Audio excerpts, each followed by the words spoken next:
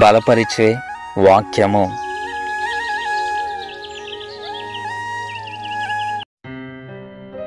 మీ శత్రువులను ప్రేమించుడి, మిమ్మును ద్వేషించు వారికి మేలు చేయుడి.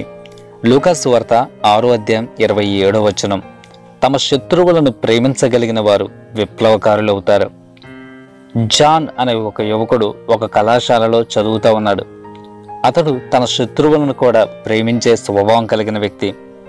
ఒక వేసవి కాలంలో ఏదైనా దేవుని పరిచర్య చేయాలని అతడు ప్రార్థించాడు. అయితే అతడు అనేక సంస్థలకు వెళ్ళినప్పటికీ ఎవరూ అతన్ని ఆహ్వానించలేదు.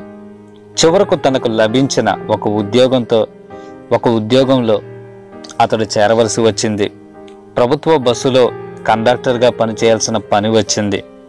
ప్రతిరోజు వీధుల్లో తిరిగే రౌడీ మోకలో డబ్బులు చెల్లించకుండా ప్రయాణం చేసేవారు అతన్ని బెదిరించేవారు, అతనికి తారసపడ్డారు. ఒకసారి ఒక ముఠ అతని బస్సు నుండి కిందకు ఈడ్చి స్పృహ తప్పిపోయేలా అతన్ని చితకకొట్టారు. హాస్పిటల్లో తనను కొట్టిన వారిపై, దేవునిపై పగతో ద్వేషంతో నిండినవాడే జాన్, దేవా నీ సేవ చేస్తానని అడిగితే ఈ నీచమైన పనిని, పైగా ఈ గాయాలను నాకిచ్చావా అని కోపంగా దేవుణ్ణి నిందిస్తూ ప్రార్థించాడు. జాన్ ఫిర్యాదు మేరకు ఆ దుండగుల ముఠాను పట్టుకొని న్యాయస్థానానికి అప్పగించారు. వారు నేరస్తులని కోర్టు తీర్పునిచ్చింది.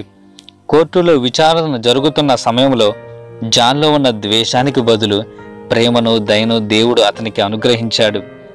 న్యాయమూర్తి తీర్పు తీర్చినప్పుడు జాన్ తనను కూడా వారితో పాటు జైలులో పంపవలసినదిగా న్యాయమూర్తిని కోరాడు. అందుగా న్యాయమూర్తి ఆశ్చర్యంతో, ఇలాంటి విన్నపం ఇంతవరకు ఎవరూ చేయలేదు అని అన్నాడు. అవును, ఇలాంటిది ముందే జరిగింది అని జాన్ చెప్పాడు. అప్పుడు ఆ న్యాయమూర్తి, ఇలాంటిది ముందే జరిగిందా, ఎప్పుడు అని చెప్పేసి అడిగాడు.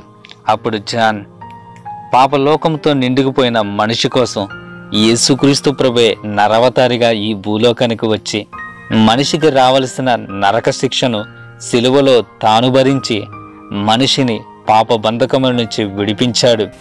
అవును, నశించి నిత్య నరకానికి కృషించిపోతున్న సమస్త మానవాళి కొరకు యేసు భూలోకానికి ఏతెంచాడు. మనిషిని రక్షించి పరమునకు చేర్చాలని ఆయన మానవ శరీరాన్ని ధరించాడు. జాన్ ఆ తర్వాత జైలు శిక్షను అనుభవిస్తున్న యువకులను దర్శించడం మొదలుపెట్టాడు. వారిలో చాలామంది క్రీస్తును వ్యక్తిగతంగా తెలుసుకున్నారు. జాన్ వారికి క్రీస్తు ప్రేమను చూపించి అనేకులను క్రీస్తు తట్టు తిప్పాడు. ఇతరులను ప్రేమించటం కూడా ఒక విప్లవమే. స్నేహితుని ప్రేమించడం సర్వసాధారణం. శత్రువును ప్రేమించడం, హింసించిన వారిని ప్రేమించడం, క్రీస్తును పోలి నడుచుకోవటమే మిత్రమా. దేవునికి స్తోత్రం. ఫ్రెండ్స్, ప్రతిరోజు బలపరిచే వాక్యం ద్వారా మీరు బలపరచబడితే ఈ వాక్యాన్ని అనేకులకు షేర్ చేయండి.